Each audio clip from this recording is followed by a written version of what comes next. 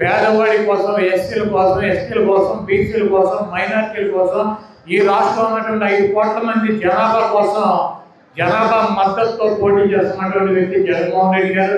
ఇన్ని కోట్ల మంది ప్రజాదరణ, ఆ పైన ఉన్నటువంటి భగవంతుడు ఆశీస్సులు, రాజశేఖర రెడ్డి గారి ఆశీస్సులు, డాక్టర్ బిఆర్ అంబేద్కర్ గారి ఆశీస్సులు, ఆఖరికి ఎన్టీ రామారావు ఆశీస్సులు, బాబు జగజ్జీవనరావు ఆశీస్సులు, పూలే గారి ఆశీస్సులు, వీళ్ళు చూపించినటువంటి దారిలో నడుస్తున్నటువంటి జగన్మోహన్ రెడ్డి గారిని ఓడించడం ఈ మోడీ గారికి కానీ, ఈ చంద్రబాబు కానీ, పవన్ కళ్యాణ్ కానీ సాధ్యం కాదు.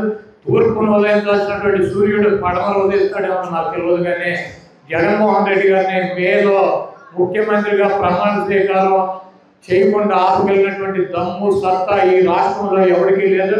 అందుకే ఈ బాబు ఢిల్లీ వెళ్ళి ఢిల్లీ బాబుల కోసం రోజులు పడిగాపులు పెట్టి అలా కాళ్ళ దగ్గర కూర్చొని అలయన్సులు పెట్టుకుని మతతత్వ పార్టీ నరేంద్ర మోడీ గారు ముస్లింలు ఓట్ల పోచాడు, అతను ముఖ్యమంత్రిగా ఉండడానికి వీల్లేదు, ప్రధానమంత్రిగా ఉండడానికి వీల్లేదని చెప్పి ఇతనే నల్లబట్టలు వేసి తిరిగాడు. ఆ పార్టీలో వచ్చి బయటకు వచ్చి మణిపూర్లో క్రైస్తవుల మీద ఊచకోతలు జరిగినాయి. బీజేపీ అయ్యంలో ఒక మతతత్వ పార్టీ కాబట్టి ఆర్ఎస్ఎస్ తీవ్రవాద సంస్థ అని చెప్పి ఇదే చంద్రబాబు నాయుడు చెప్పాడు, సిగ్గు లేకుండా చెప్పి ఈరోజు మళ్ళీ మోడీ గారి అధికారం కోసం ఈయన జైలుకి పోకుండా, ఈయన శుభ్రంగా ఇంట్లో ఆయన భార్య పిల్లలతో గడపడం కోసం, అధికారం కోసం మరి ఆ మతతత్వ పార్టీ అని చెప్పినటువంటి బీజేపీ సంకనాయకి ఈరోజు అలయన్స్ పెట్టుకుని మన ముందుకు వస్తున్నాడు.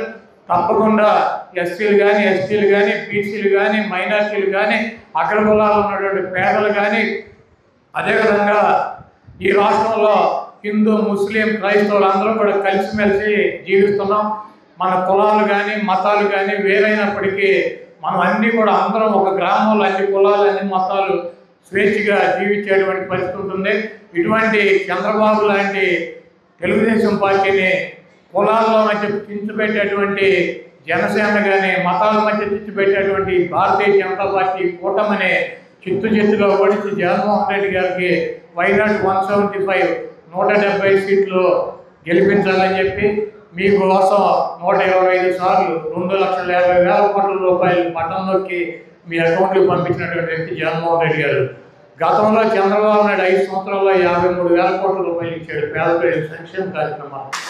10 ఫ్యాన్లు ఉన్నాయి. ఈ ఫ్యాన్లు లేకపోతే మనం ఇక్కడ కూర్చోగలమా? ఇక్కడ ఒక 20 సైకిళ్ళు పెడదాం, మీరు అందరూ కూర్చోగలరా సైకిళ్ళు? కాబట్టి అది ఎప్పుడో ఇంద్రవారాలు పెట్టినటువంటి సైకిల్ గుర్తు. ఈరోజు మన ఊళ్ళలో సైకిల్ చూద్దామన్నా కూడా 10 సైకిళ్ళు మిగిలేటువంటి పరిస్థితి లేదు. అప్డేట్ అయిపోయినాయి, బైకులు వచ్చినాయి, ఆటోలు వచ్చినాయి, సైకిల్తో ఈరోజు పనే లేదు.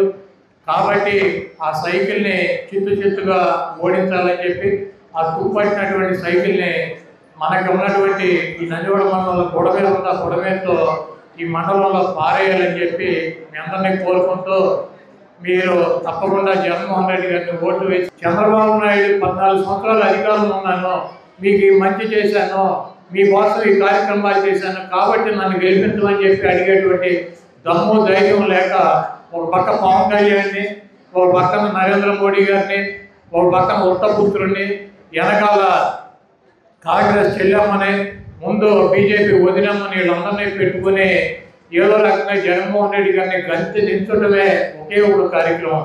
పవన్ కళ్యాణ్ గారిని అడిగితే నీ కోరిక ఏంద్ర బాబు అని దేవుడు ప్రత్యక్షమయ్యి జగన్మోహన్ రెడ్డి గారు తీసుకోవాలని చెప్తాడు. అసలు వేరే కోరిక లేదు ఆయనకి. చంద్రబాబు నాయుడు గారిని అడిగితే నన్ను ముఖ్యమంత్రిని చేయమని అడుగుతాడు, వేరే కోరికే లేదు.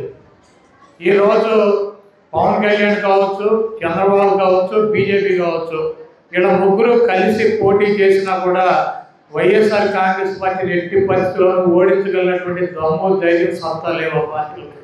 ఎందుకంటే జగన్మోహన్ రెడ్డి గారు నమ్ముకుందా పైన ఉన్నటువంటి దేవుణ్ణి.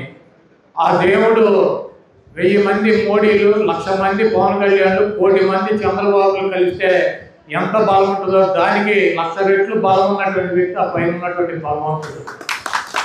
అదేవిధంగా జగన్మోహన్ రెడ్డి గారు నమ్ముకున్న పవన్ కళ్యాణ్ని, పురంధరేశ్వరిని, నరేంద్ర మోడీని లేకపోతే షర్మిలమ్మని కాదు, జగన్మోహన్ రెడ్డి గారు నమ్ముకుంది ఈ రాష్ట్రంలో ఉన్నటువంటి రెక్కాడితే కానీ డొక్కాడినటువంటి నిరుపేదలు, ఎస్సీ, ఎస్టీ, బీసీ, మైనార్టీ, అగ్ర కులాలు ఉన్నటువంటి పేదలకి వాళ్ళకి ఆర్థికంగా వాళ్ళ కుటుంబాలను పైకి తీసుకొచ్చి వాళ్ళకి ఉన్నతమైనటువంటి చదువులు చెప్పించి వాళ్ళకి ఏ ఆరోగ్య సమస్యలు వచ్చినా కూడా ప్రభుత్వం ప్రతి రూపాయి భరించి పేదవాడికి ఒక ఇల్లు నిర్మాణం చేసి ఆ ఇంట్లో ఉండేటువంటి కార్యక్రమాలు చేసి పేదవాడి కోసం, ఎస్సీల కోసం, ఎస్టీల కోసం, బీసీల కోసం, మైనార్టీల కోసం, ఈ రాష్ట్రంలో ఉన్నటువంటి 5 కోట్ల మంది జనాభా కోసం జనాభా మద్దతుతో పోటీ చేస్తున్నటువంటి వ్యక్తి జగన్మోహన్ రెడ్డి గారు.